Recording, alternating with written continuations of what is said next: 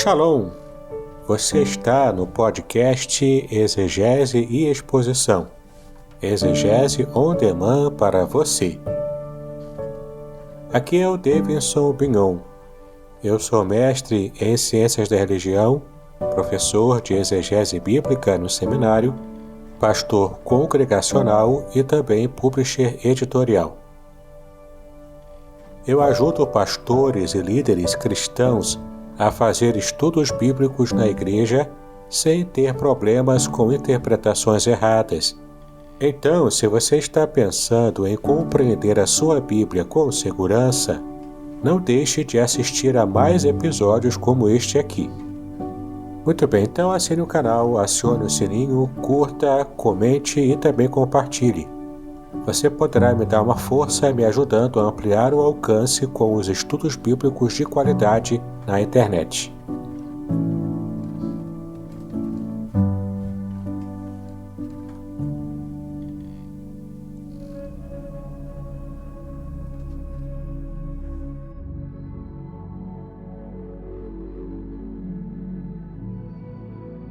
Muito bem, estamos em mais um episódio desta série maravilhosa, especial, que tem abençoado muitas vidas, que é a série sobre os estudos bíblicos básicos da fé cristã.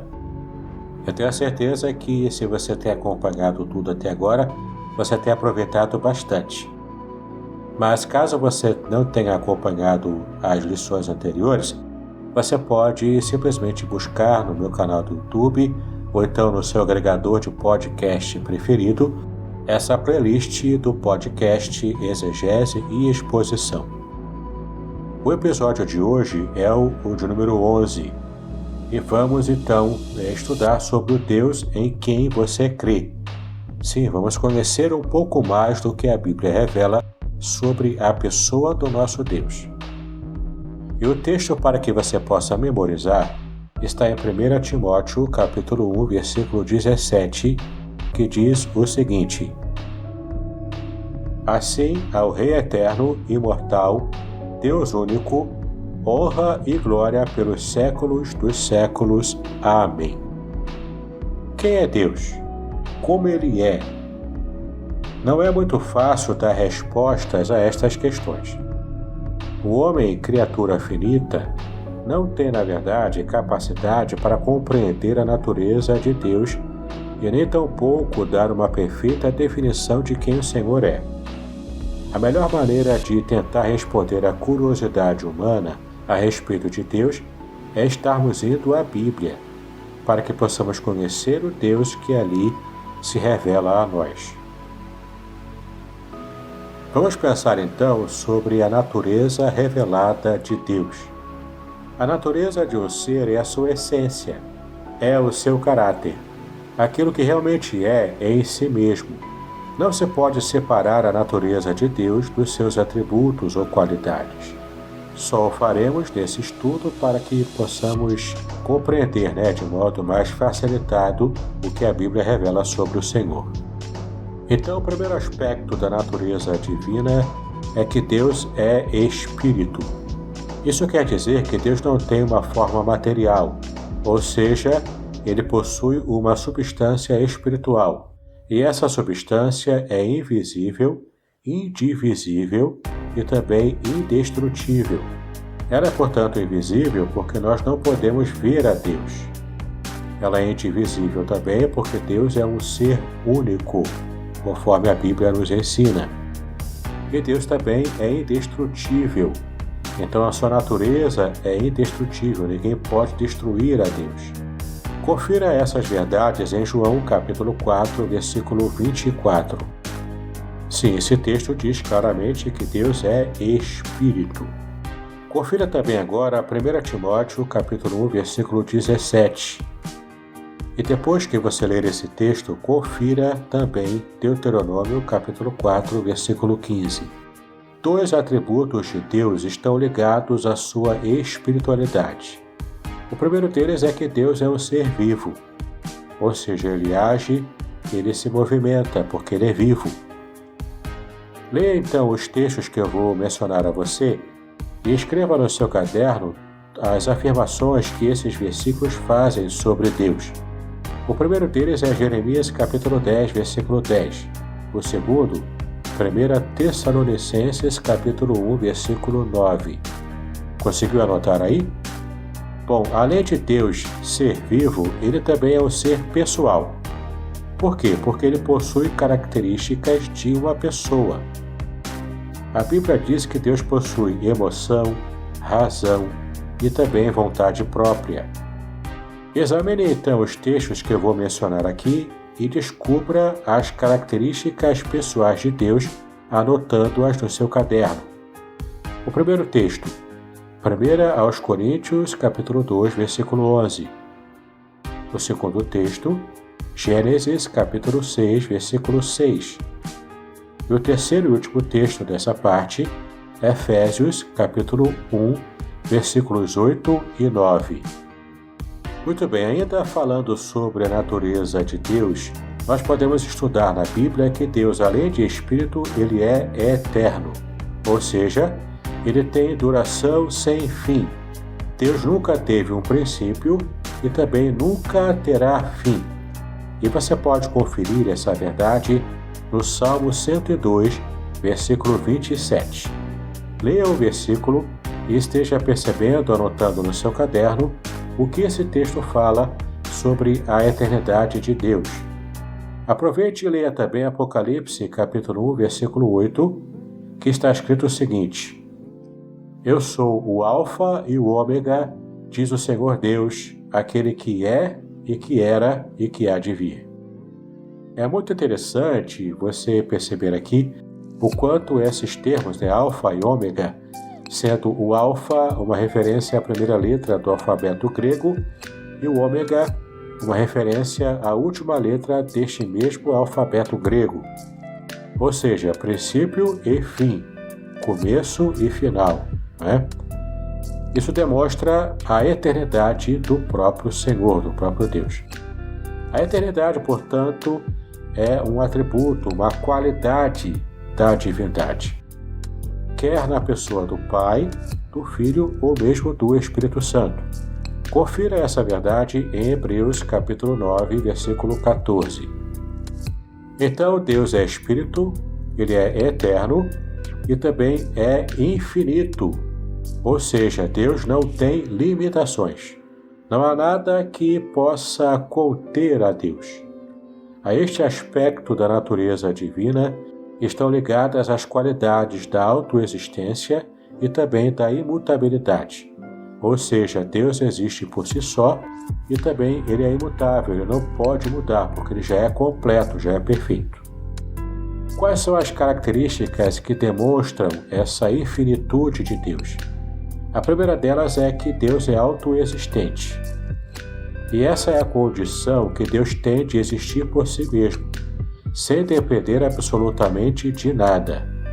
Só Ele, somente Deus, pode se chamar de o autoexistente. Confira a passagem de Êxodo capítulo 3, versículo 14. E também observe Atos 17, versículo 25 e Isaías 40, do versículo 13 ao versículo 31. Então, além de ser autoexistente, Deus também possui imutabilidade, ele não muda. É, portanto, a condição de Deus ser perfeito, ele permanecer sempre o mesmo, sem mudar. Confira em Malaquias, capítulo 3, versículo 6, e Tiago, capítulo 1, versículo 17.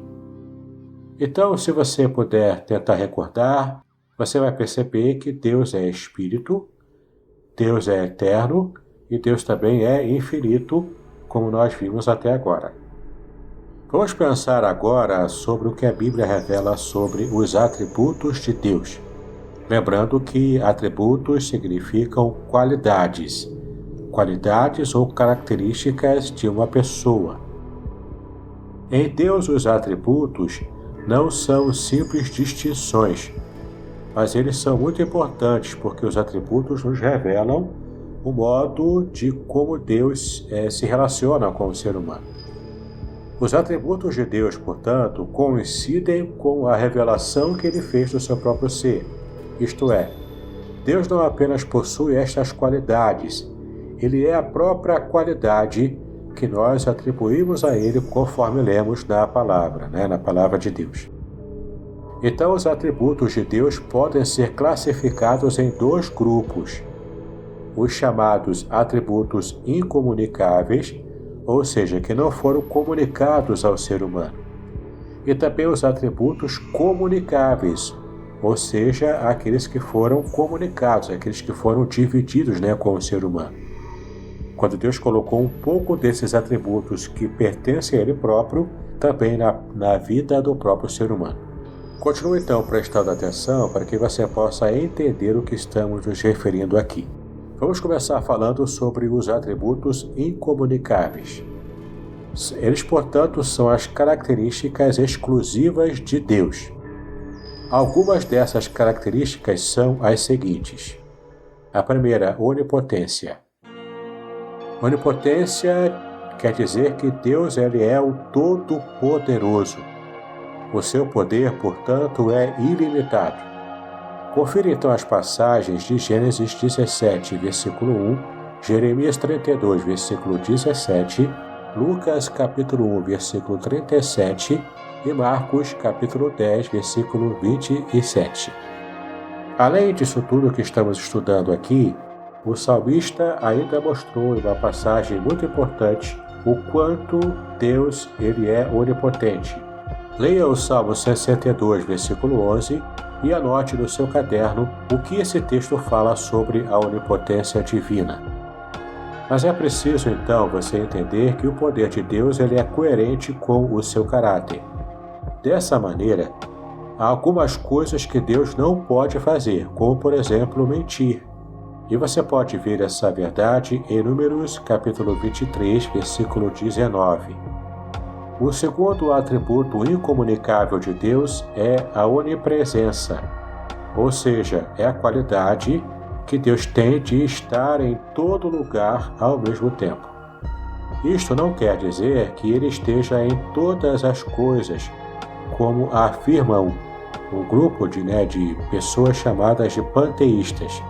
Ou seja, eles dizem que Deus contém todo o universo. Então, é como se todo o universo, a criação, fosse parte do próprio corpo divino. Veja que loucura, Não é isso que a Bíblia nos revela. O que a Bíblia nos ensina é que não existe lugar em todo o universo onde Deus não esteja. Leia, por exemplo, o Salmo 139, do versículo 7 ao versículo 12. E então chegamos ao terceiro atributo incomunicável de Deus, que é sua onisciência. Ou seja, é o modo que Deus tem de conhecer todas as coisas. Ele tudo vê e por isso tudo sabe. O seu conhecimento é infinito e é pleno também, ele é completo.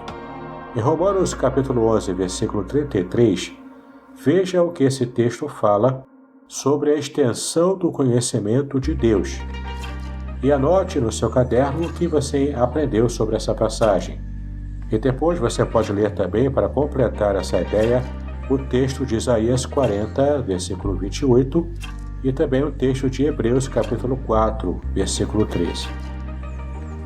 Então, tente recordar agora quais são os atributos incomunicáveis de Deus que nós acabamos de ver. Quanto ao poder, Deus é onipotente. Quanto à presença, Deus é onipresente. E quanto ao seu conhecimento, a sua ciência, Deus é onisciente. Conseguiu entender tudo? Muito bem. Vamos agora falar sobre os atributos comunicáveis de Deus. Vimos aqui que os atributos incomunicáveis são os atributos que apenas Deus tem. Mas ele também tem alguns atributos que ele esteve dividido com o ser humano. Então, os atributos comunicáveis do Senhor são as qualidades de Deus que podem refletir-se em outros seres morais. Por isso, são também chamados atributos morais. O primeiro deles é a santidade. Sim, Deus é um ser absolutamente puro e perfeito, sem qualquer pecado ou maldade dentro do seu próprio ser, da sua natureza. Essa é uma qualidade central no ser de Deus e é demonstrada no Antigo Testamento e também no Novo Testamento. Confira em Levítico 11, versículo 44 e 1 de Pedro, capítulo 1, versículo 16.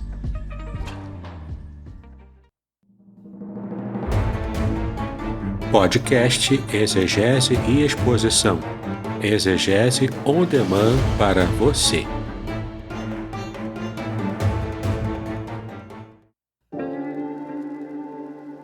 Shalom! Aqui é o Davidson Pinhon. Eu ajudo pastores e líderes cristãos a fazer estudos bíblicos na igreja sem ter problemas com interpretações bíblicas erradas. Então, se você está pensando em compreender a sua Bíblia com segurança, não deixe de assistir a mais conteúdos como este aqui neste canal.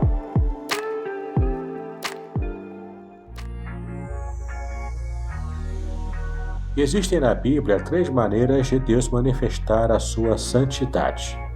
A primeira maneira é a retidão, que é a demonstração da sua perfeição e das obras que Deus realiza. Confira no Salmo 25, versículo 8. A segunda maneira de Deus demonstrar a sua santidade é a sua justiça, que é a santidade em operação, executando a penalidade sobre o pecado. Confira no Salmo 11, do versículo 4 ao versículo 7. A terceira maneira de Deus mostrar a sua santidade é através da sua ira, que é a rejeição de Deus a tudo aquilo que contradiz a sua santidade. Confira em Romanos, capítulo 1, versículos 18 e 19. Aqui é bom lembrar que não se trata de um sentimento de vingança, como acontece com a gente, com o ser humano, mas sim o sentimento de cobrança que o Deus Santo pode fazer ao homem, já que esse homem não se arrepende e nem abandona o caminho do erro, do mal, Confira isso em Romanos, capítulo 1, versículo 32. Muito bem, o outro atributo comunicável de Deus é o seu amor. Ele é bastante falado, e lembrado também no meio evangélico. Mas entenda, não é apenas o amor, Estamos falando aqui do amor, mas também tem outros atributos que Deus comunicou ao ser humano. Mas então vamos tratar do amor. Esse é o atributo de Deus mais conhecido. Mas na verdade existe um perigo aqui, Que é estarmos comparando o amor divino ao amor humano. E então a gente acaba diminuindo a extensão do amor divino, porque a gente está usando o amor humano, que é falho, que é pequeno, como parâmetro. Isso é problemático. O amor humano inclui uma considerável variedade de atitudes e também de atos. O amor de Deus ele é único, ele é singular, ele é inexplicável. Observe o texto base da nossa fé, que é João capítulo 3, versículo 16. Então você pode observar nesse versículo que o amor de Deus ele é sacrificial. Veja também 1 de João capítulo 4, versículos 9 e 10. E além de sacrificial, o amor de Deus também é desinteressado. Confira em Romanos capítulo 5, versículo 8. Então, este amor pode ser considerado de vários pontos de vista. O primeiro ponto é a graça de Deus, que é, na verdade, a manifestação do amor imerecido aos homens por serem pecadores e indignos do próprio Deus. Veja o que o texto de Tito, capítulo 2, versículo 11, fala sobre essa verdade, e procure anotar um resumo desse versículo no seu caderno. O segundo ponto de vista que a Bíblia revela para que possamos compreender o amor de Deus é quando ele o revela pela sua misericórdia. Então a misericórdia é o amor para com os que sofrem angústia ou aflição, aqueles que estão em estado de miséria espiritual. Esse amor de misericórdia é exercido mediante a justiça de Deus à vista dos merecimentos que Cristo conquistou na cruz do Calvário. Confira o texto de Efésios capítulo 2, versículos 4 e 5, para que você entenda o que essa passagem fala sobre a misericórdia divina. E o terceiro e último aspecto da demonstração do amor divino é a longanimidade, ou seja, é a condição de Deus para suportar ou tolerar os perversos e maus, adiando o julgamento que esses perversos merecem. Confira em 2 de Pedro, capítulo 3, versículo 9. Assim, para testar a sua compreensão, tente se lembrar e anotar no seu caderno o que são os atributos comunicáveis e também o que são os atributos incomunicáveis. Muito bem, a terceira parte da nossa compreensão de Deus nesse episódio é uma parte bastante polêmica e muitas pessoas têm dificuldade, alguns de compreender o que a doutrina que vamos tratar agora fala e outros até compreendem, mas não conseguem aceitar emocionalmente ou até mentalmente, né? Vamos falar agora sobre a Trindade. Trindade não é uma palavra escrita na Bíblia, de fato. Você vai ler a Bíblia e você não vai encontrar Trindade em lugar algum. Mas apesar disso, a doutrina da Trindade se acha exposta nas Escrituras, e a Bíblia apresenta a Deus como três pessoas distintas, conhecidas como Pai, Filho e Espírito Santo, ao mesmo tempo em que defende a existência de um só Deus. Impressionante, né? Ainda que o assunto seja de difícil compreensão, nós vamos tentar trabalhar nele agora nesse episódio. Então, primeiramente, temos que destacar o que a Bíblia ensina, de que essas três pessoas divinas estão em perfeita e completa unidade. Então, o Pai, o Filho e o Espírito Santo, essas pessoas são identificadas uma com a outra, demonstrando essa unidade perfeita. Confira o que estou falando aqui para você em João capítulo 10, versículo 30, quando Jesus disse que eu e o Pai somos apenas um, não é? Confira além dessa passagem João capítulo 14, do versículo 8 ao versículo 11, e você vai ver uma compreensão mais abrangente da unidade entre as pessoas da Trindade. Caso você tenha curiosidade para aprofundar um pouco mais esse assunto, você pode procurar no meu canal do YouTube um vídeo muito interessante sobre, inclusive, como os judeus conseguem compreender a Trindade. Basta você fazer a procura e aproveitar o conteúdo que tem ali. Não são apenas os cristãos que defendem a Trindade. Há, sim, grupos de judeus messiânicos que também têm uma visão trinitária daquilo que a Bíblia revela, tanto no Antigo Testamento quanto também no Novo Testamento. Mas agora você vai abrir a palavra de Deus em Atos capítulo 5, versículos 3 e 4, e você vai ver que Ananias mentiu com respeito à ação do Espírito Santo. A quem ele mentiu, né? Para quem Ananias mentiu?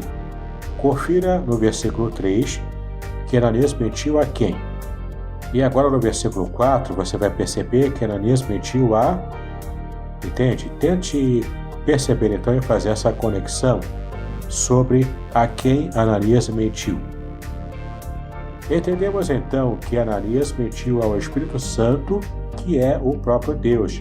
É só você observar a passagem. Você agora pode observar também João capítulo 6, versículo 27, que o Pai é claramente apresentado como Deus. Confira então essa verdade na sua Bíblia. Bom, mas apesar de serem uma unidade, as três pessoas também possuem distinções. Por isso são três pessoas diferentes, mas que vivem em uma plenitude de unidade. Na Bíblia, as três pessoas da Trindade aparecem juntas ou separadamente muitas vezes. Alguns textos são mais importantes para demonstrar a distinção, porque também mostram a coexistência das três pessoas e também a inter-relação entre cada uma delas. Confira então algumas passagens bíblicas que eu vou citar aqui para que você possa escrever no seu caderno algumas informações importantes às perguntas que eu também farei aqui. A primeira passagem é Mateus capítulo 3, do versículo 13 ao versículo 17. Tente, ao ler essa passagem, responder essas perguntas aqui no seu caderno. Olha só. Quem aqui é batizado? quem João viu descer dos céus como uma pomba? De quem era a voz que foi ouvida?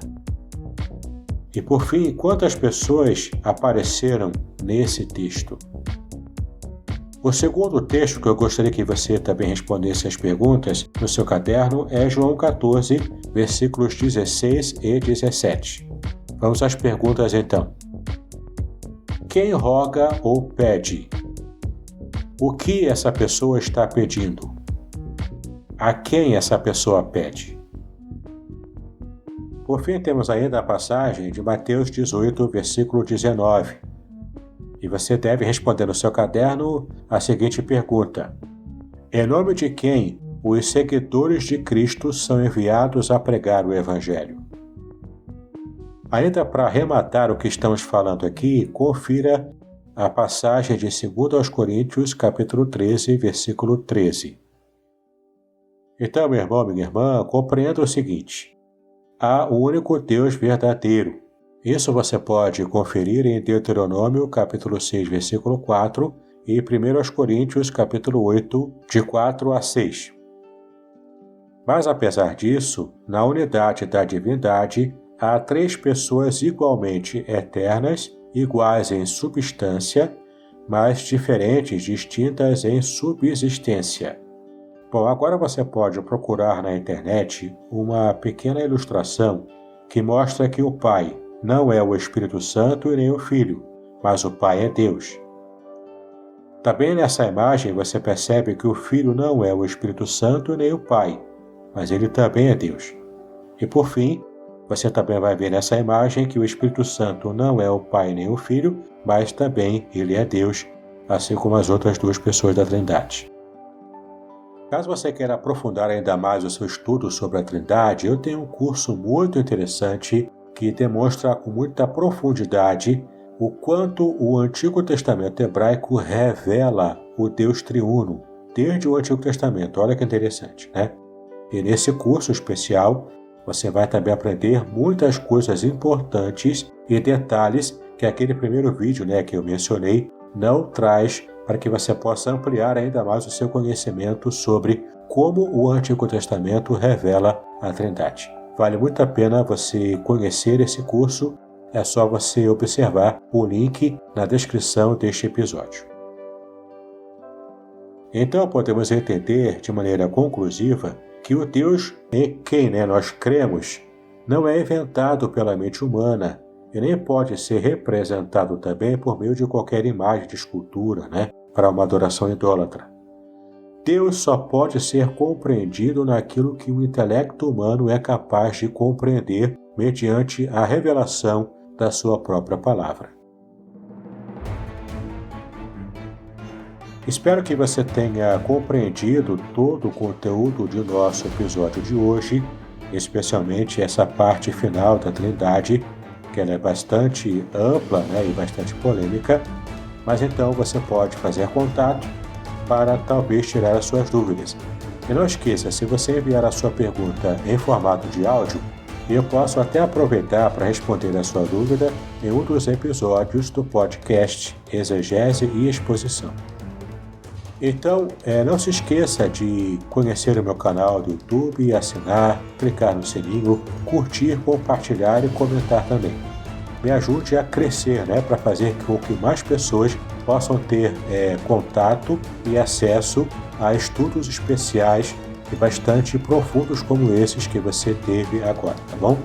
Ajude, portanto, um cristão iniciante a compreender um pouco mais sobre o que é a fé cristã. Deus abençoe os seus estudos, paz e bênção sobre a sua vida.